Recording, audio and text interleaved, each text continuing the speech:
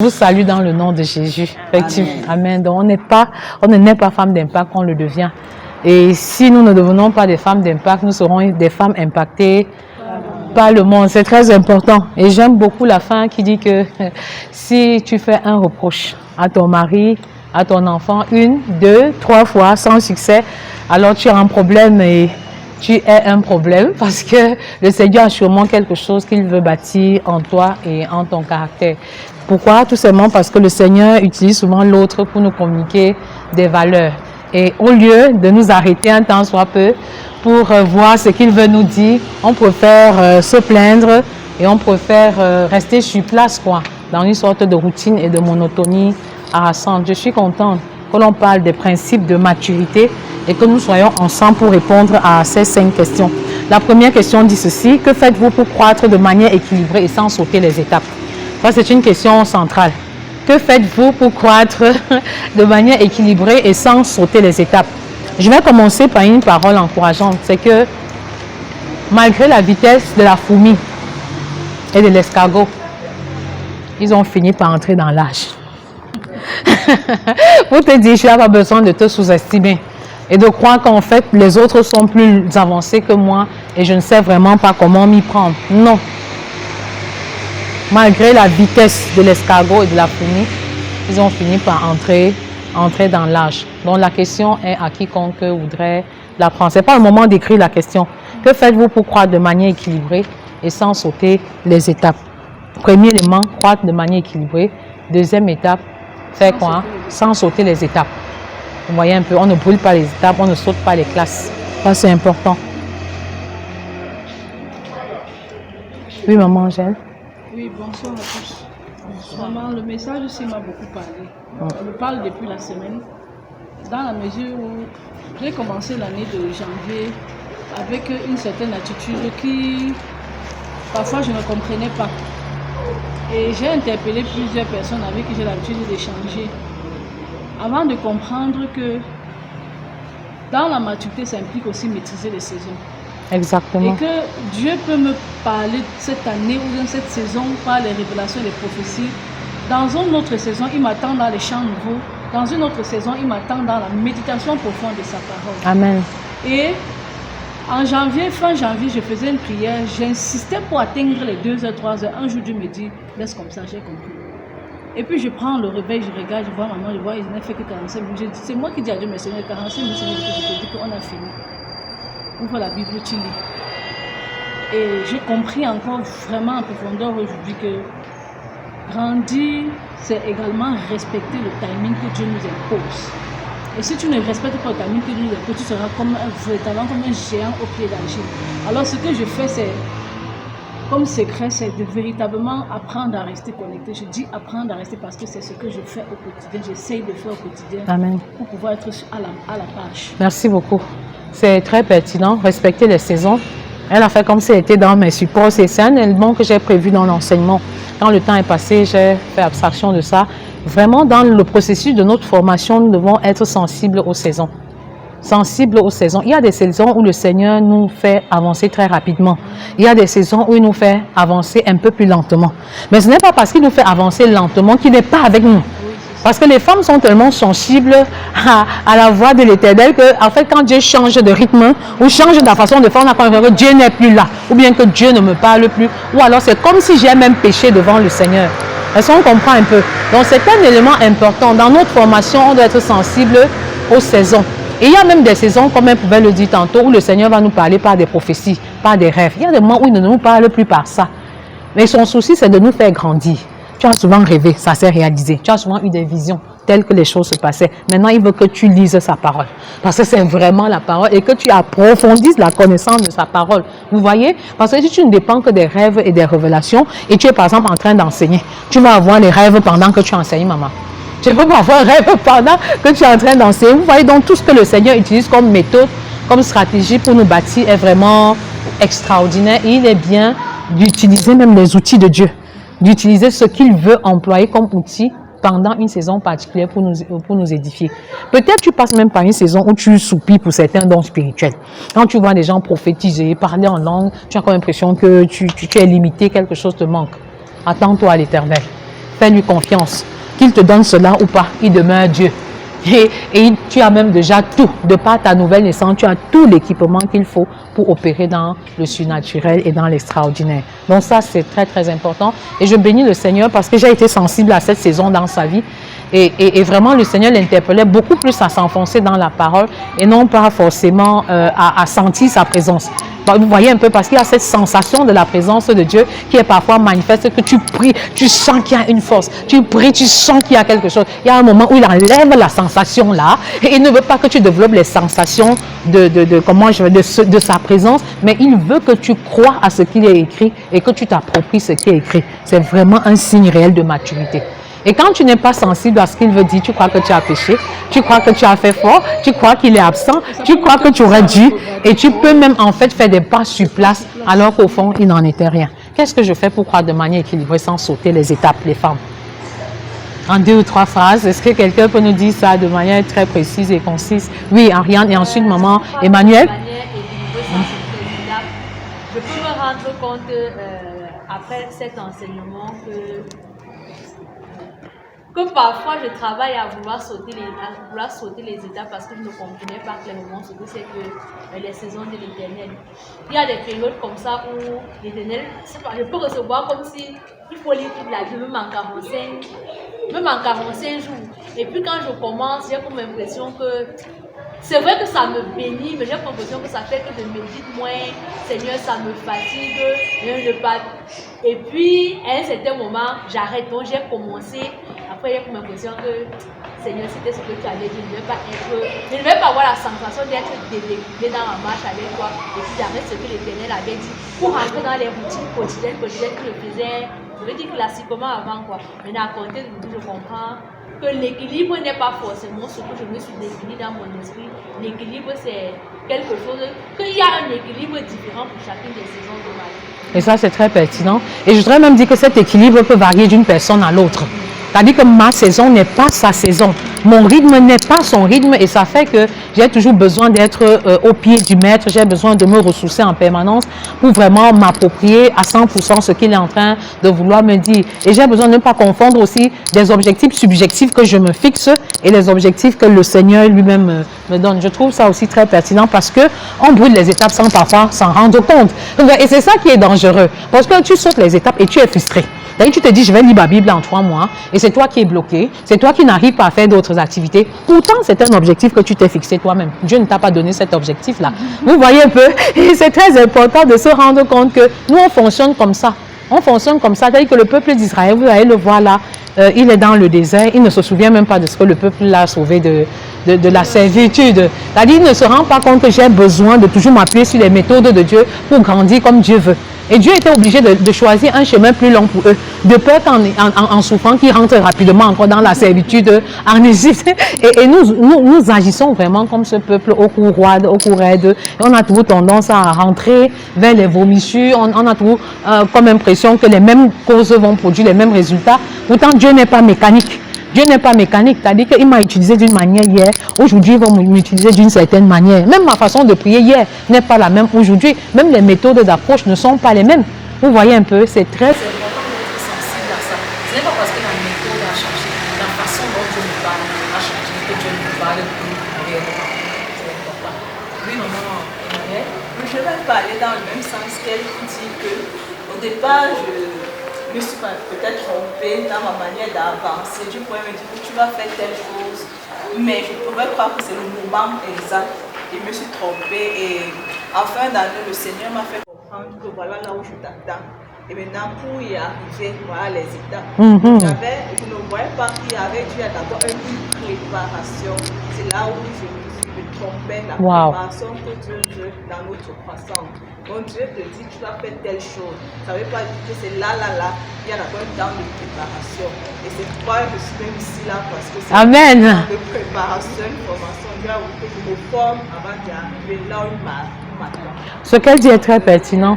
Et je suis... Quand je m'investis dans la parole, il m'a demandé vraiment de m'investir dans la parole. Je trouve plus de plaisir maintenant et d'engouement à lire sa parole. Et j'ai le défi de finir. En fait, il y a plusieurs années, j'ai commencé, je n'ai pas fini. Mais le rythme que ça, en fait, c'est vraiment... Amen. Merci beaucoup. Je suis très bénie en écoutant ça parce que je crois que tu n'es qu'à la deuxième séance de travail avec nous. Et même après la première séance, elle était déjà équilibrée, bâtie. Et le Seigneur encore de renchérir que tu as une grosse responsabilité derrière Papa Pastor. Et je crois qu'avec Femmes d'Impact, nous sommes là. Nous sommes l'équipement vraiment adéquat par la grâce de Dieu. Et nous croyons que nous allons pouvoir atteindre les objectifs dans chacune de nos vies. Ce que tu dis est pertinent. Le temps de la préparation. Regardez comment Dieu a préparé Moïse pendant très longtemps pour qu'il ait accompli une œuvre glorieuse. Le timing de Dieu est important. Ne pas aller plus vite ou moins vite que le plan de Dieu, mais demeurer dans son plan pour vraiment bénéficier pleinement de la formation, de l'équipement et opérer comme lui il a voulu qu'on opère. Et à un certain moment, lui doit même mettre des obstacles pour freiner notre précipitation, parce qu'on a souvent tendance à confondre vitesse et précipitation. Généralement, on va très vite. Pourquoi? Parce qu'on a pris le temps de se préparer. Et une fois qu'on est bien préparé, on a la possibilité de bâtir les autres, de former les autres, d'équiper les autres, et on est même efficace dans la mission. Et quand ce moment arrive, que tu le veuilles ou pas, tu le sais. Quand il fallait que je commande le ministère dans la famille, ce sont les gens qui me disaient que tous les jours tu es marraine, tous les jours les jeunes te sollicitent ici. Quand on t'appelle pour enseigner, c'est différent. J'aime des amis pasteurs qui disaient que bon, nous on enseigne sur la famille parce que tu n'es pas là. Si tu es là, nous on ne peut pas enseigner. Donc, c'est-à-dire que même mon entourage témoignait déjà de mon appel. Et c'est pourquoi je dis, il ne faut pas vraiment se poser des questions de manière douteuse. Parce que le Seigneur qui est là, il est bon et il est disposé à nous mettre sur le droit chemin. Mais la préparation reste fondamentale. Entre 0 et 30 ans, Jésus n'a rien accompli. Mais vous asseyez entre 30 et 33 ans, il a tout fait ce qu'il devait accomplir et il fait un bilan extraordinaire dans Jean 17. Waouh! Voilà ce que je souhaite vraiment pour chacune d'entre nous avec l'élément de la préparation qu'elle met en exergue tout à l'heure. Donc s'il n'y a pas d'autres réactions, bon, je vais dire intervenant en 2 ou 3 phrases. Oui, maman Dorothy et ensuite maman Emine et on passe à la deuxième question. Ok, ce que moi je fais maintenant, c'est la prière et la parole. Particulièrement la prière en langue.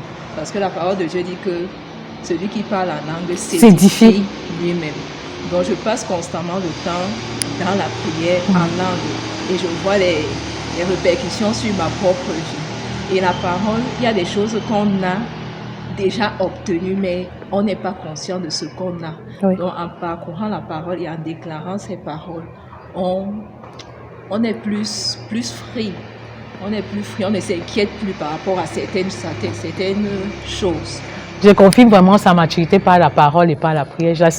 Il y a des situations qu'elle traverse et je me dis, mon Dieu, si c'était moi, je ne sais pas trop bien comment j'allais m'y prendre, mais je crois qu'elle a vraiment tout le tonus et nous croyons que vraiment par la grâce de Dieu, on y parviendra. Oui, maman Emine. Ce que je voudrais dire, c'est l'enseignement d'aujourd'hui est venu encore, je vais dire quoi? Remplir le vide que j'avais en moi. Amen. Quand je regarde au début, en janvier 2021, quand le Seigneur me dit, c'était principalement le 3 janvier 2021, quand le Seigneur me dit, tu es prête, il faut aller en mission.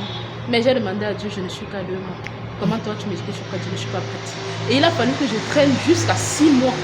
C'est au 6e mois, quand il a insisté, que j'ai dit, il faut que je me lève. Dans son temps, si j'avais commencé en janvier où il voulait, certainement les choses auraient été différentes. Amen. Donc j'ai perdu le temps pour l'œuvre de Dieu. Et quand je commence, moi je pensais non, c'est des choses. À la première rencontre, par exemple, chez moi, il y avait 45 personnes. Je m'attendais toujours à voir ce nombre. Mais le mois de février, ça a été une grande déception pour moi, je vais le dire. Une très grande déception parce que quand j'ai vu le nombre de personnes que j'avais sensibilisées, quand j'ai vu le nombre de présents, j'ai été très choquée. Mais tout à l'heure, déjà, la préparation, quand le Seigneur pouvait dire « Ne t'inquiète plus, c'est mon œuvre et je le fais », j'ai dit « Seigneur, je te donne gloire ». Parce que chaque jour, je me demandais qu'est-ce que j'ai fait, qu'est-ce que je devrais faire et que je n'ai pas fait, donc je me culpabilisais. Mais je comprends que Dieu fait comme il veut et quand il veut. Et je dois juste être attentif à sa volonté. Donc je bénis le Seigneur pour l'enseignement d'aujourd'hui. Amen. Nous rendons grâce à Dieu. Les enseignements du 3e module, 4e et 5e sont très costauds et sont des enseignements très pratiques. Et sont des enseignements qui vont beaucoup nous édifier si nous sommes bien disposés à les recevoir avec une bonne attitude de cœur et qui vont révolutionner d'abord notre vie et les vies des personnes avec qui nous sommes en train de marcher. Je ne sais pas si c'est nécessaire que je réponde à cette question maintenant, mais je crois que je peux répondre. Je peux répondre, que faites-vous pour croire de manière équilibrée et sans sauter les étapes? Je suis dans le discipolat à temps et à contre-temps. Et je vais vous donner ça comme un secret. Je crois que il n'était pas question de dire ça dans la foule. même si on peut redire ça à la foule plus tard. Mais je voudrais vous dire ça d'abord en privé. En fait, le levier sur lequel on peut s'appuyer pour croître de manière équilibrée et sans sauter les étapes, c'est travailler à être un disciple de Christ et à faire des disciples de Christ. Et j'empiète déjà sur la deuxième question pour dire quelle est ma saison. C'est la saison de la restauration des familles, le salut des âmes par la restauration des familles. C'est la saison par laquelle je passe. Vous voyez un peu, mais l'élément central qui me permet de grandir sans sauter les étapes, c'est le discipolat. En fait, quand vous êtes dans le processus de discipolat, vous êtes une personne équilibrée. Pourquoi? Parce que vous êtes appelé à lire la Bible, vous êtes appelé à prier, vous êtes appelé à enseigner, vous êtes appelé vraiment à être quelqu'un, comment je vais dire ça, d'équilibré, quelqu'un bref, oui, vous êtes appelé à être quelqu'un qui, bref, comment je vais dire ça? Parce que parfois, tu vas dire à quelqu'un, viens enseigner, il va dire que je n'ai pas le don d'enseignement, ou alors que ce n'est pas mon couloir. Ce n'est pas une question de ton couloir ou pas. Que tu sois docteur, évangéliste ou apôtre, quand tu es dans le principe du discipulat, tu es appelé à enseigner. Et le premier enseignement, c'est quoi? C'est ton témoin de vie que tu communiques aux personnes. C'est le message de conversion que tu communiques aux gens. C'est aussi ça l'enseignement. Donc, ne voyons pas l'enseignement simplement sous un angle classique où on a un élève, où on a des élèves, on a un enseignant, etc. On a un tableau ou une craie. Non.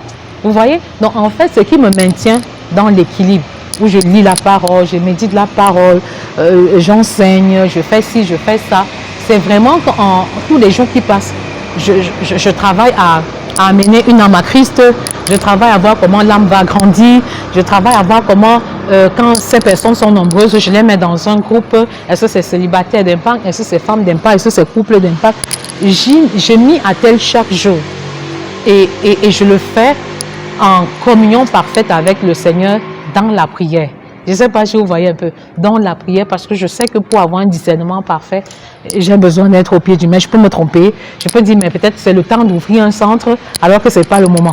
Vous voyez, généralement, c'est dans la prière que je parviens à faire ça. Et généralement, j'appelle au moins une ou deux personnes, ou même trois, pour m'assurer que, en fait, on est sur la bonne voie et qu'on est en train de faire ce que le Seigneur est en train de nous demander de faire. Et jusqu'ici, ça marche. Et je crois que je vous conseille vivement ça.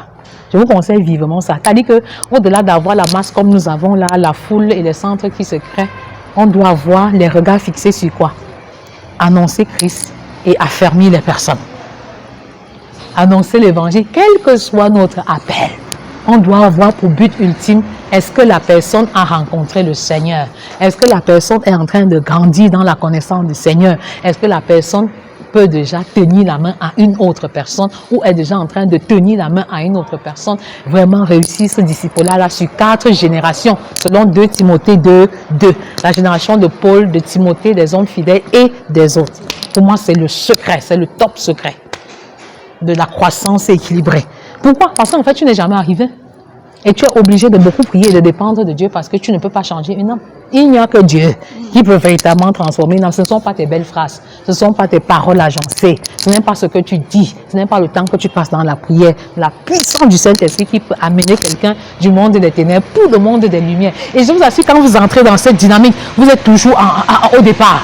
Parce que si cette personne a cru, peut-être n'a pas encore cru, alors reprenez le travail. Telle autre personne est en train de grandir, mais n'a pas encore atteint la statue de Colossiens 1, verset 28. Il faut davantage l'équiper, il faut davantage faire ceci. Et c'est un travail extraordinaire et c'est ce à quoi le Seigneur nous appelle. Je vous assure, waouh! Dans la deuxième question, très rapidement, quelle est la saison par laquelle vous passez en ce moment? Certaines personnes ont déjà répondu, mais je voudrais qu'on y mette encore une emphase pour que les uns et les autres comprennent en fait la notion de saison spirituelle selon Dieu. Moi, j'ai dit la saison, c'est le salut des âmes par les familles, par la restauration des familles. Peut-être quelqu'un a un autre fardeau, peut-être le salut des âmes par les chants nouveaux, comme Maman Angèle, ou la restauration des familles par les femmes, par les célibataires, etc. Soyons précises, concises dans nos réponses. Oui. Quelle est ta saison? Quelle est la saison par laquelle tu passes? Oui, Maman Nadège. En ce qui me concerne, je suis dans une saison de formation. Le Seigneur m'a dit il y a de cela 2 ans. À haute voix. Le Seigneur m'a dit il y a de cela 2 ans. Je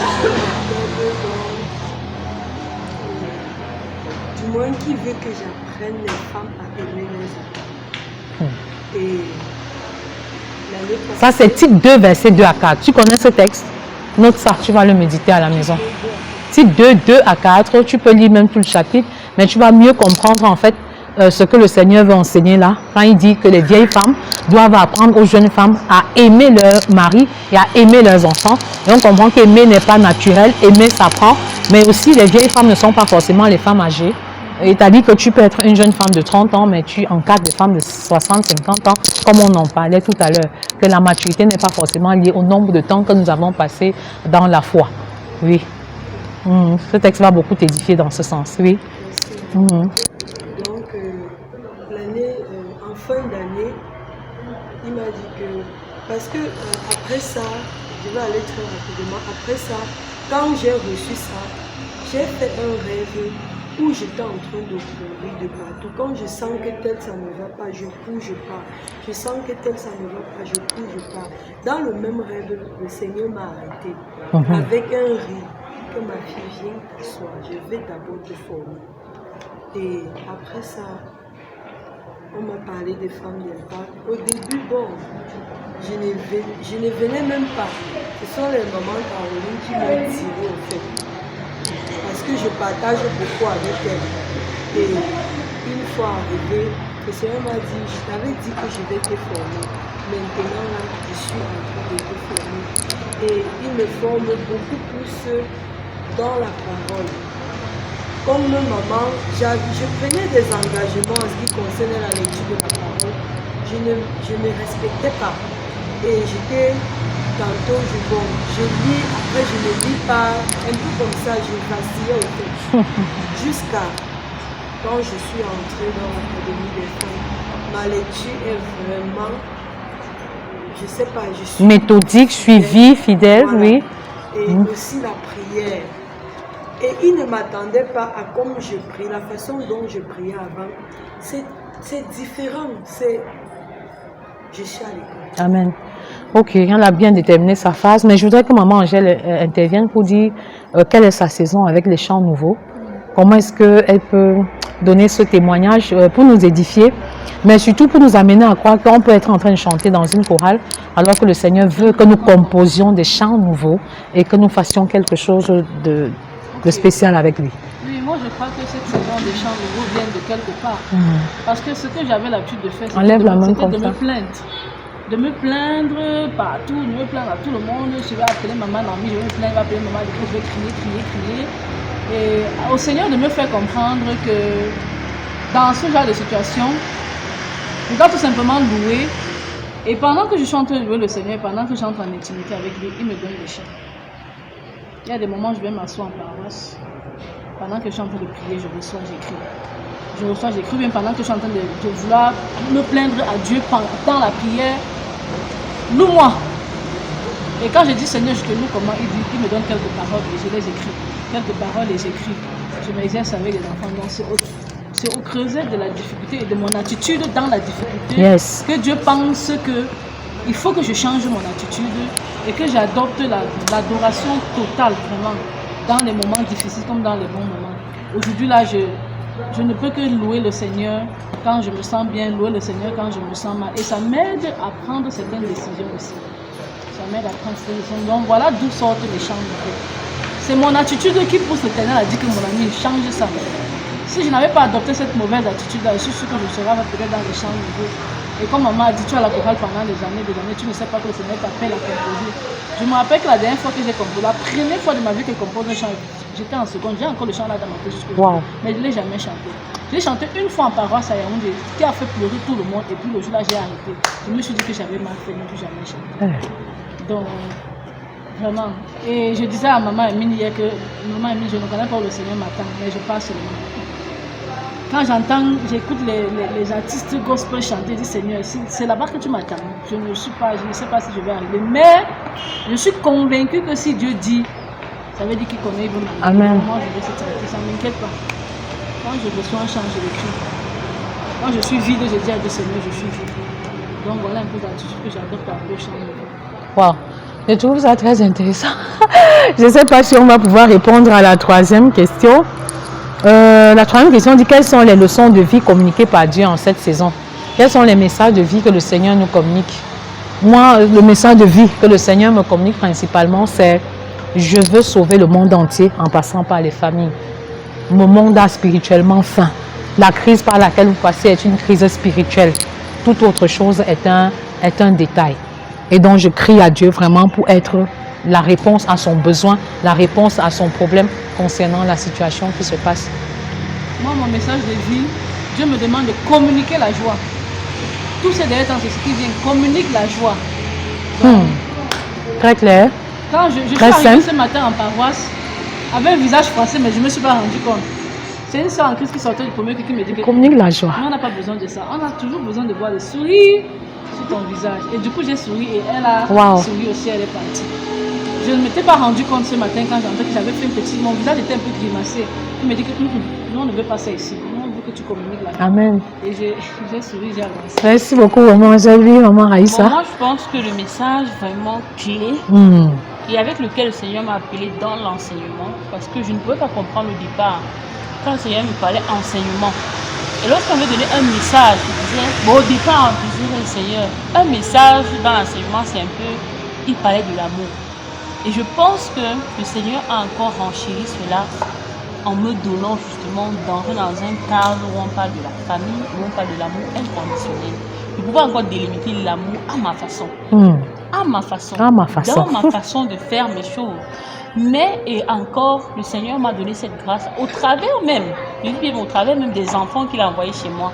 Parce que je ne m'attendais pas à voir ces enfants-là. Il m'a donné 2 enfants très grands.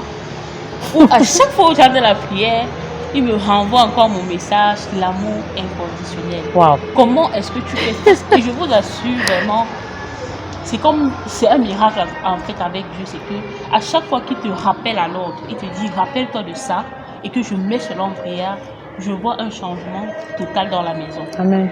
Comment est-ce que les enfants peuvent agir s'ils agissent maintenant comme ça? Et je pense que l'amour inconditionnel, c'est le message central que le Seigneur me communique encore. Et pour moi, je pense, comme il a dit, tout va passer, mais l'amour reste. Amen. Ça, c'est 1 Corinthiens 13, 1 à 3. Donc, nous allons répondre à la dernière question. Comment est-ce que nous pouvons grandir dans la patience comme signe de notre maturité? Oui. Comment est-ce qu'on peut grandir dans la patience? Patience envers nous-mêmes, envers les conjoints, envers les enfants, comme signe de notre maturité. Je ne sais pas si on comprend la question. Parce que c'est facile de se rendre compte que mes promotionnaires, voilà, ils ont déjà des grosses maisons, ils ont de grosses voitures. Ça, c'est l'œil humain, quoi. Vous voyez un peu. Et même si tu ne te poses pas la question, les gens vont te faire la remarque. Mais comment est-ce que nous pouvons demeurer dans la patience comme signe de notre maturité? Oui, et ensuite, maman. On n'a pas grandi dans la patience, comme si la maturité, il faut déjà renoncer à soi. Renoncer, décider de mourir en ses intérêts, en ses valeurs, en ses projets, à ses profits.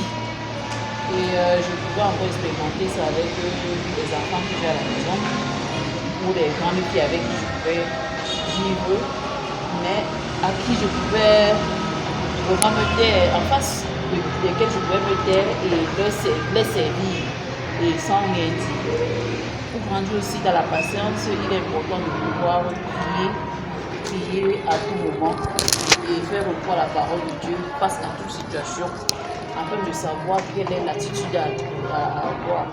Puisque si par exemple dans une situation où quelqu'un me blesse, une personne avec petit soeur qui m'injurie, qui demande que je respecte, si je sais que je ne dépends pas de cet esprit, je laisse ma chair en dessus. Et si je ne prie pas pour surmonter la douleur, je vais me voir entrer dans la colère, être emporté par la colère, être impatiente alors et aussi entrer dans ce que je vais commencer aussi à me quereller, me chamailler, ou alors gronder les enfants à tout moment, ou alors manquer du respect à l'époux.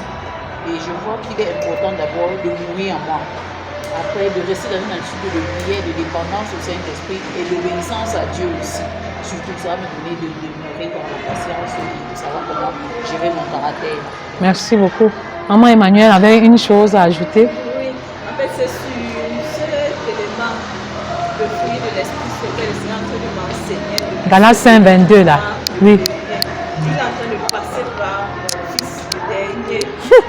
La patience, c'est là où le Seigneur m'a dit tu dois être patient.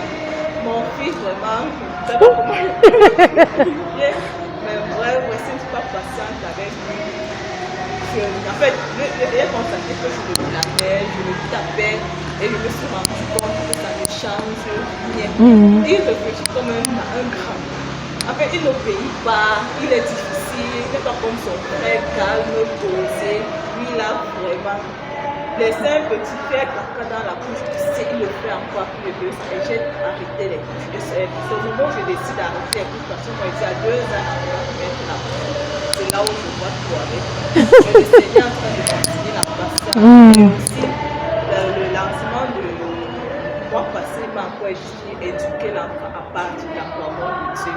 Donc ça, c'est aussi ma prière. Ne plus le blâmer parce que je les priais plus c'est la chicotte. Mais ça ne fonctionne pas avec lui. Son frère, ça fonctionne, mais avec lui, ça ne fonctionne pas. Je me demande à Dieu quelle est l'attitude, quelle est la genre de correction qu'il faut. Bon, lui, il a fait le bâti dans la patience. Wow. C'est un excellent témoignage. Pardon, en 2-3 phrases, oui. Maman Dorothy et maman Raïssa, oui. Oui, pour grandir dans la patience, je voulais d'abord dire qu'il faut développer la maîtrise de soi. Parce qu'on a souvent du mal à se maîtriser devant certaines situations. Et en deuxième temps, il y a le temps. Parce que notre temps n'est pas le temps de Dieu. On a l'habitude d'être toujours pressé, on veut vite obtenir ceci, on veut vite obtenir cela. Pourtant, Dieu a prévu chaque chose à un moment bien précis. D'où l'importance de connaître la saison dont on parlait tout à l'heure. Il faut connaître quel est le temps de Dieu pour telle ou telle autre chose. Ça nous permet de développer la patience. Amen. Bon, Merci moi, beaucoup. quand je suis dans la patience, je me regarde toujours, je demande toujours, Seigneur, donne-moi toujours me regarder comme toi tu me vois. Parce que je peux souvent faire cette relation entre comment Dieu me voit en étant enfant devant Dieu. Je dis, ouais, Seigneur, voilà que des fois tu me parles et je n'écoute pas bien. Vraiment, il faut que je puisse apprendre à comprendre que tu es assez patient avec moi. Et je dois aussi être assez patiente envers mon époux, envers les enfants et envers les personnes même que j'encadre. Parce que des fois, je me dis, j'ai enseigné, mais comment est-ce qu'ils n'ont pas compris? Comment est-ce que je me regarde toujours? En fait, Dieu dans la prière m'a toujours donné, dans cette dépendance au Saint-Esprit, tu es un enfant, regarde-toi aussi, moi je suis ton père. Qu'est-ce que tu fais? Ça ne me plaît pas souvent, mais... Je t'accepte toujours. Et je continue de t'aimer. Tu continues de t'aimer malgré tout ce que tu fais. Aime aussi, dire, fais justement, donne ce que je te donne aux autres. Pour moi, c'est un peu dans ce sens. Wow, c'est très pertinent parce qu'avant de passer la parole à maman Angèle, c'est-à-dire il ne faut rien pour qu'on s'irrite, qu'on se fâche et qu'on se mette en colère quand un enfant ne fait que récidiver et on ne se rend pas compte qu'on fait la même chose avec Dieu. Vous voyez, c'est-à-dire que quand Dieu te dit que lis la Bible, tu dis que ouais, vraiment, fais ceci, ça, tu trouves des prétextes et des alibis. Pourtant, l'enfant lui-même applique les mêmes principes et tu te mets en colère. Oui, moi, je bénis le Seigneur parce que ce que maman Raïssa a dit, parce que ça vient un peu croiser ce que je voulais dire, c'est que ce qui m'aide, qui me permet d'être patiente, c'est je regarde ce que j'ai fait. Est-ce que tu es rassuré à la fin de la journée que tu as véritablement joué ta partition? Alors si j'ai joué ma partition, mais si je n'ai pas joué ma partition, je suis patient. Ça veut dire que l'autre peut ne pas aussi avoir joué sa partition comme moi, et du coup, je dois tolérer ça comme Christ, accepter comme Christ aussi m'accepte quand je ne fais pas ma part. Est-ce que j'ai fait ma part quand il fallait faire ma part? Si je n'ai pas fait ma part, ça veut dire que l'autre peut aussi arriver que l'autre ne fasse pas sa part. Wow, extraordinaire, que de stratégie. Je suis très édifiée. Et je voudrais dire en fait que la patience, comme pouvait le dire maman Emmanuel, c'est un des fruits, un des aspects de, oui, un des fruits de l'esprit. Et c'est vraiment bien de travailler la patience là. Et quand on lit même 1 Corinthiens 13 à partir du verset 4, c'est la première caractéristique de l'amour. Et que l'amour est patient. C'est-à-dire que nous avons vraiment intérêt à nous mettre à l'école de la patience. Et je crois que tant qu'on vit, on a besoin de développer la patience. Dans la patience, on réfléchit avant d'agir, mais dans l'impatience, c'est l'inverse qui se produit et on regrette par la suite. Et je pense que nous ne faisons pas des efforts pour être impatients. C'est tellement lié à notre nature, à notre égoïsme, qu'on se trouve en train de dire que mais le repas là n'est pas prêt, on n'a pas encore servi, ils n'ont pas encore achevé les devoirs, qu'est-ce qu'ils font là? C'est juste un petit exercice. Et on peut se trouver en train d'aller de colère en colère, d'irritation en irritation, comme ça là, sans se rendre compte qu'on a vraiment beaucoup de choses à apprendre du Seigneur. En fait, ces derniers temps, c'est l'une des prières que j'ai faites à l'Éternel pour la patience, c'est que quand ça ne marche pas, arrête-moi. Comme dans l'affaire Balaam Balak. Si tu as pu faire parler une bête, si tu as pu utiliser la bête pour empêcher, vous voyez un peu, le serviteur de faire ce qu'il devait faire, c'est exactement ce que je veux. Pourquoi? Parce que je me rends compte que je suis quelqu'un qui va vite. Et vous savez, quand tu vas vite, là, tu peux faire parfois beaucoup d'erreurs et tu peux aller plus vite que le plan de Dieu, c'est dangereux. Et on lui a dit seulement que, vraiment, si c'est grave là, arrête-moi. Si je ne suis pas dans ton plan, ne permets même pas que j'avance un seul pas en plus. Et lui également, il a répondu en disant, je ne permettrai pas que tu t'égares. Tant que je vis et tant que tu as mon approbation, je ne permettrai pas que tu t'égares. Et là, ça me donne plus d'assurance. Au-delà d'être patiente, ça me donne plus d'assurance que je suis accompagnée, je suis approuvée de Dieu. Et ça fait un travail extraordinaire. Je crois que c'est ici qu'on va clore cet atelier. Je prie pour que cet atelier continue. Et c'est un atelier plein de grâce, plein de bénédictions et qui va sûrement être une bénédiction pour beaucoup de familles de la terre. Donc mon souci, c'est qu'à travers nos témoignages, ce qui a été dit ici, que toutes les familles de la terre soient vraiment bénies. Nous allons clore par la prière. Je ne sais pas si tu peux parler à l'Éternel. Père, je te dis merci pour ces moments. Nous voulons croître dans la pleine ressemblance à Christ. Nous voulons davantage ressembler à Christ, Et nous pensons que nous sommes faibles, mais le Seigneur accomplit sa puissance dans notre faiblesse. Que la patience soit notre partage, que l'organisation, la discipline, la dépendance au Saint-Esprit, l'amour en soi, soient des prédispositions qui nous projettent et qui nous propulsent à vraiment veiller sur notre caractère, sur notre attitude. Disons à l'Éternel que nous voulons vraiment être patients de sa patience. Nous voulons être patientes envers nous, envers nos conjoints, envers nos enfants. Nous voulons développer une patience céleste, une patience qui se cultive, une patience qui est le fruit de l'Esprit. Dis à l'Éternel que tu refuses de sauter les étapes. Je refuse de sauter les étapes. Je refuse la maturité précoce, la maturité instantanée. Je refuse d'être un géant au pied d'Achille. Je refuse d'être un fast-food. Oui, je refuse totalement. Et je m'engage dorénavant à croître dans la ressemblance à Christ. Oui, en développant la profondeur dans la prière, dans l'étude de la parole de Dieu, en confessant le péché, en accordant le pardon, en faisant des choix qui glorifient le Seigneur, en allant en mission, en m'impliquant pleinement dans le processus du discipulat et en rendant grâce à l'Éternel en toutes choses. Père, nous te bénissons parce que tu es Dieu, tu es roi. Et merci Seigneur parce que tu veilles à notre croissance, tu fais ta part, nous faisons également notre part et nous avons la ferme assurance que nous allons croître dans la pleine ressemblance à Christ. Et je déclare ce soir Seigneur que nous sommes comme Christ et que nous opérons comme Christ avec autorité et puissance parce que tu es Dieu au nom puissant de Jésus. Merci Seigneur parce que nous bâtissons nos maisons à genoux, nous bâtissons nos foyers à genoux, nous bâtissons nos enfants à genoux. Merci Père parce que tu as su notre croissance. Et nous aussi, nous prenons au sérieux notre formation, notre édification. Et dans ce processus, Seigneur, tu nous accordes la grâce d'être des femmes d'impact et non des femmes impactées par le monde. Au nom puissant de Jésus. Amen. Amen. Si vous avez aimé cette vidéo, alors abonnez-vous, activez la cloche de notification, laissez un commentaire, partagez pour restaurer une vie, une famille dans le but d'impacter une nation, le monde entier. Soyez bénis.